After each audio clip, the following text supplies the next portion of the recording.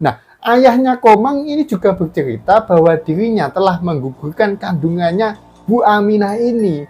Nah, tak lama berselang saat mereka sedang asik berbincang, terdengar suara tangisan bayi yang datang dari arah barat rumah si Komang ini ya. Kemudian dari arah barat ini berpindah ke belakang rumah si Komang dan terus ke arah timur rumah si Komang. Suara itu seolah-olah berputar mengelilingi rumah si Komang.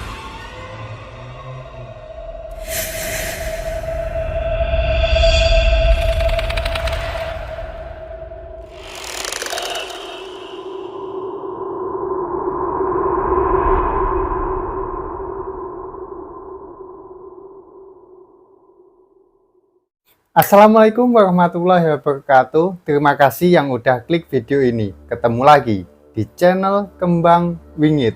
Bersama saya Hendra di sesi Kismis, kisah mistis. Mau percaya tapi tidak ada, mau nggak percaya, tapi mereka ada. Pada video kali ini saya akan menceritakan cerita horor tentang Lea. Cerita kali ini adalah cerita dari teman saya yang bekerja di Bali. Sebut saja namanya adalah Andi. Cerita ini menceritakan temannya Andi ini, sebut saja namanya adalah Komang.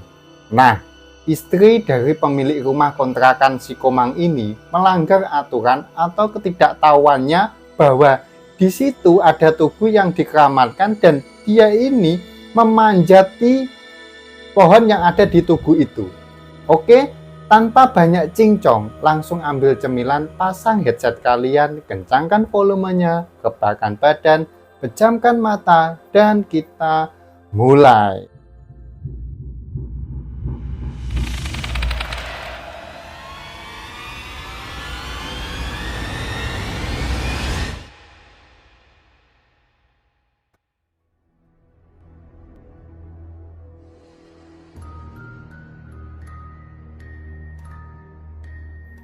Seperti yang saya sebutkan di awal tadi ya, sebelum masuk ke ceritanya, untuk mengantisipasi hal-hal yang tidak diinginkan ke depannya, nama dan tempat dalam cerita ini akan saya samarkan.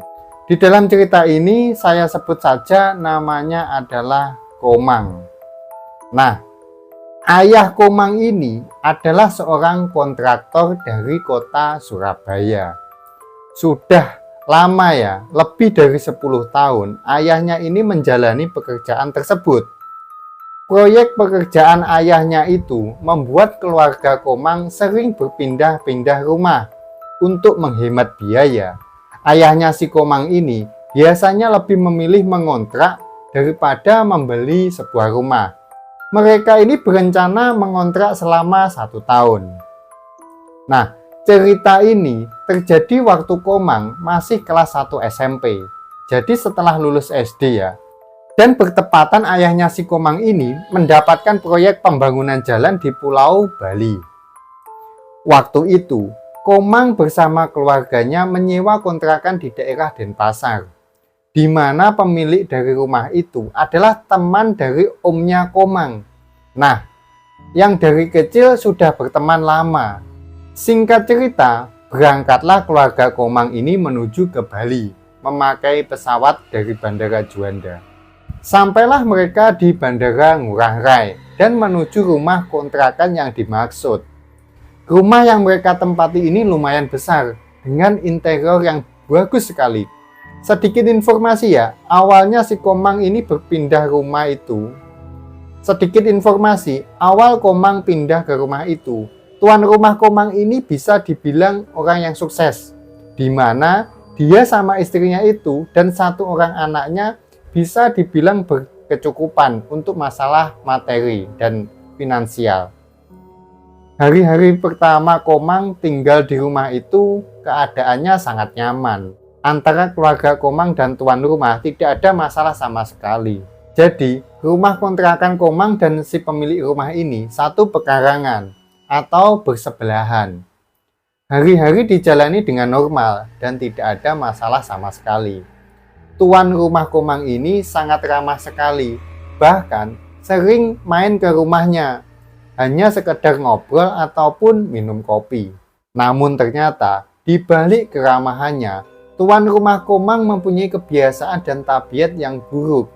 Tuan rumahnya itu suka banget sambung ayam dan ngumpulin barang-barang yang menurut dia bertuah.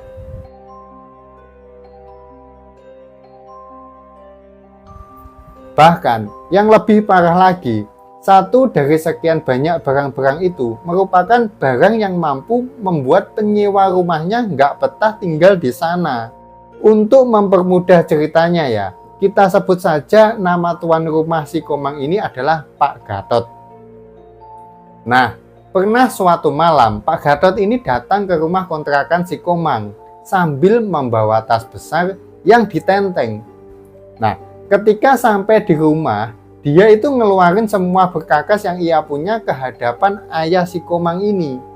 Ternyata yang dia bawa adalah barang atau benda-benda bertuah koleksinya.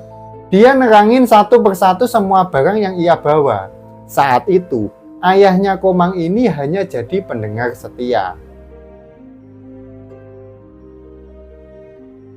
Singkat cerita, tak terasa setahun sudah Komang sama keluarganya ini ngontrak di rumah itu. Dan kini masuk tahun kedua. Di tahun kedua ini, banyak sekali kejadian-kejadian yang menurut Komang ini sangat-sangat buruk bagi tuan rumahnya. Ekonominya ini jadi anjlok, selalu kalah dalam sambung ayam. Bahkan, perlahan Pak Gatot ini sedikit demi sedikit menjadi gila. Saking parahnya, dia nggak berani pulang ke rumahnya lewat pintu depan. Selalu loncat dari tembok belakang rumahnya. Mungkin karena malu sekarang dia miskin. Sampai akhirnya istri tuan rumah ini hamil. Di mana hal itu membuat Pak Gatot ini semakin pusing. Udah nggak punya uang, istrinya hamil. Loh, gimana ini nanti kalau lahiran? Ceritanya, waktu itu Komang lagi libur sekolah. Sekitar jam 8 pagi, istrinya Pak Gatot ini, sebut saja namanya Bu Aminah ya, ngajakin Komang main-main dan nyari buah-buahan di kebun yang ada di belakang rumah pekarangan mereka. Waktu itu Komang sama Bu Aminah ini naik ke pohon jambu batu yang ada di kebun belakang. Ya waktu itu Komang ya saat itu masih anak kelas 1 SMP ya, masih seneng main ikut-ikutan lah. Jadi si Komang ini juga naik ke atas pohon. Tapi ternyata malapetaka yang terjadi sama istri Pak Gatot atau Ibu Aminah ini berawal dari sini. Siang harinya, setelah Komang pulang dari kebun belakang, Komang dan Ibu Aminah ini biasa-biasa saja, nggak ngalamin hal-hal yang aneh. Tapi keadaan itu seketika berubah mencekam saat waktu menjelang maghrib tiba. Waktu itu, rumah Komang saat maghrib pas rame sama teman-temannya yang pada ngumpul. Bu Aminah ini tiba-tiba berteriak histeris, "Ah! Ah!" terdengar sampai ke rumahnya si Komang ini. Nah, dengan teriakan yang sangat keras, dan kami semua di sana sangat-sangat kaget waktu itu mendengar teriakan Bu Aminah.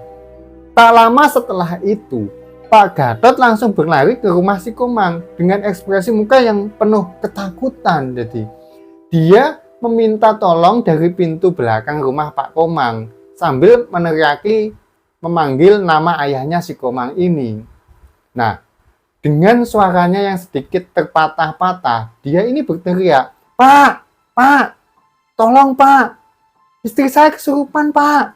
Sontak Komang dan teman-temannya berhamburan ke belakang rumah. Si Komang ini bingung, ada apa ini loh? Ada apa ini kok Pak Gatot teriak-teriak? Nah, setelah mendengar teriakan itu, ayahnya Komang ini yang baru saja selesai sholat, kemudian segera keluar dari kamarnya dan bertanya, apa sebenarnya yang tengah terjadi? Tak lama setelah itu, ayah Komang dan Pak Gatot langsung bergegas ke rumah Pak Gatot ini ya. Komang dan teman-temannya yang berniat ikut nggak dibolehin sama ayahnya si Komang. Tunggu di sini, jangan ikut. Padahal ya mereka ini pengen banget lihat apaan tuh kok teriak-teriak, mana kenceng pula. Ada apa ya dengan Bu Aminah ini? Nah, singkat cerita, 15 menit kemudian, dilihatnya tuh, ayah Komang keluar dari rumah Pak Gatot sembari mengambil sebotol air mineral yang masih tertutup alias tersegel ya. Dengan sedikit membaca doa, ayah Komang ini menyemburkan air di botol itu ke arah langit dan atap rumah Pak Gatot. Jadi, tak lama setelah itu, tiba-tiba salah seorang teman si Komang ini yang saat itu sudah SMA ya, namanya Adi. Nah, ini terjatuh dia, terus menggeliat di tanah seperti seseorang yang kepanasan. Ayah si Komang kemudian mengangkatnya sambil memegang tengkuk di lehernya ini. Nah, setelah itu ia terlihat lemas dan ketakutan. Namun tak sampai di sana. Satu orang temannya lagi, yang lainnya itu ikut terjatuh dan lagi. Ayah si Komang juga memapah dan menenangkannya. Saat keadaan sedikit menjadi lebih tenang, nah ayah si Komang ini mengajak Komang dan teman-temannya semua untuk duduk di teras rumah. Kemudian ayahnya Komang ini bercerita tentang apa yang terjadi. Saat ayah Komang berada di dalam kamar Pak Gatot, ternyata Bu Aminah ini tingkahnya sangat aneh sekali. Bu Aminah ini menarik lidahnya sendiri keluar dari mulutnya. Jadi ditarik sampai keluar dari mulut. Dimana lidahnya ini bukannya putus, malah menjadi panjang. Bahkan panjangnya itu dari jari sampai siku manusia. Jadi dari jari ini sampai sini, segini. Nah, segini. Nah, selain lidahnya yang memanjang, matanya itu merah, membelalak, tatapannya itu kosong, dan selalu mengeluarkan tawa melengking yang sangat menyeramkan. Wajahnya berubah menjadi pucat pasi dan terlihat 30 tahun lebih tua. Nah, ayahnya Komang ini juga bercerita bahwa dirinya telah menggugurkan kandungannya Bu Aminah ini dan membuang oroknya ke halaman belakang rumahnya. Dan yang paling parah, saat siang tadi, waktu Komang dan Bu Aminah ini main ke kebun belakang rumah dan naik ke atas pohon, ternyata di bawah pohon tersebut terdapat sebuah tugu. Tugu itu tempat persembahyangan orang Bali ya. Dan yang bersemayam di tugu tersebut marah karena Bu Aminah ini naik ke atas pohon jambu itu, di mana pohon jambu itu lebih tinggi dari tugu tersebut. Dan yang paling parah lagi, Bu Aminah ini ternyata dalam keadaan haid. Nah, tak lama berselang saat mereka sedang asik berbincang, terdengar suara tangisan bayi yang datang dari arah barat rumah si Komang ini ya. Kemudian dari arah barat ini berpindah ke belakang rumah si Komang dan terus ke arah timur rumah si Komang. Suara itu seolah-olah berputar mengelilingi rumah si Komang. Nah, Komang dan teman-temannya ini sontak kaget lah. Suara apa itu? Kok ada suara bayi? Jangan-jangan ini bayinya siapa ini? Dengan posisi melihat ke arah gang rumah Komang. Nah, ayahnya Komang ini mengatakan, itu yang nangis tadi itu adalah anaknya Bu Aminah dan Pak Gatot yang sedang direbutkan oleh sosok Tiga Lea. Dan Tiga Lea ini berasal dari 3 penjuru rumah si Komang. Nah, saat itu orok tersebut sedang dipakai mainan, dioper dari tangan satu ke tangan yang lain sebelum nanti akhirnya akan dimakan oleh mereka bertiga.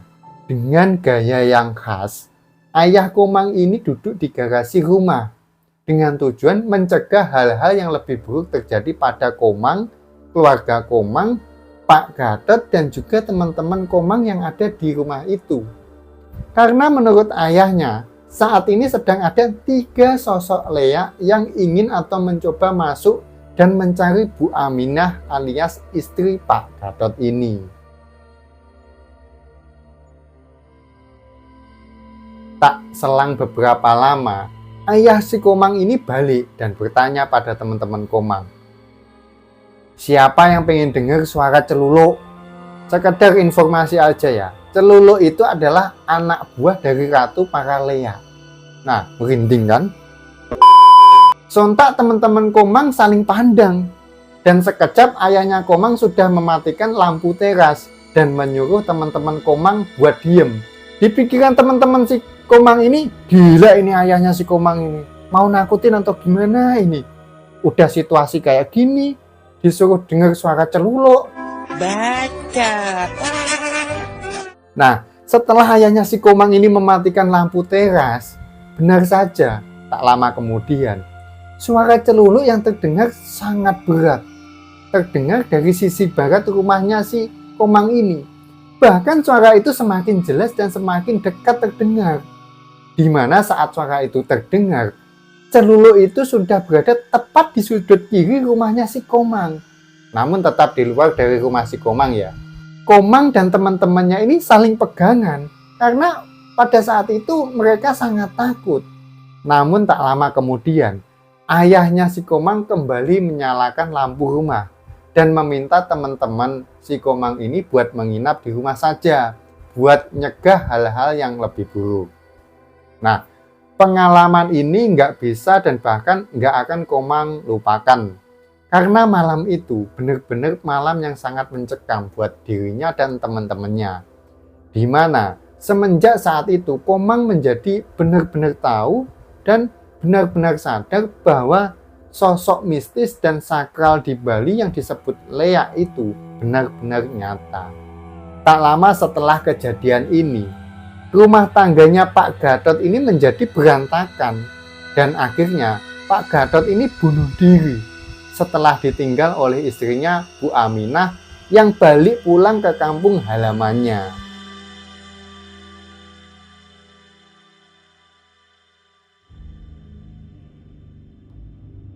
Oke guys, itulah tadi cerita horor akibat melangkahi atau akibat tidak sopan di Tugu Keramat. Ya walaupun nggak tahu sih Bu Aminah ini tadi. Ya paling nggak kita harus mengucapkan salam sebelum melakukan sesuatu. Bagi kalian yang ingin mengirimkan cerita pengalaman horor, silahkan kirim cerita kalian ke email di bawah ini ya. Nanti saya akan bawakan di sesi Saib, Saksi Gaib. Cukup sekian video kali ini. Saya Hendra undur diri. Ketemu lagi di video selanjutnya. Dan bye.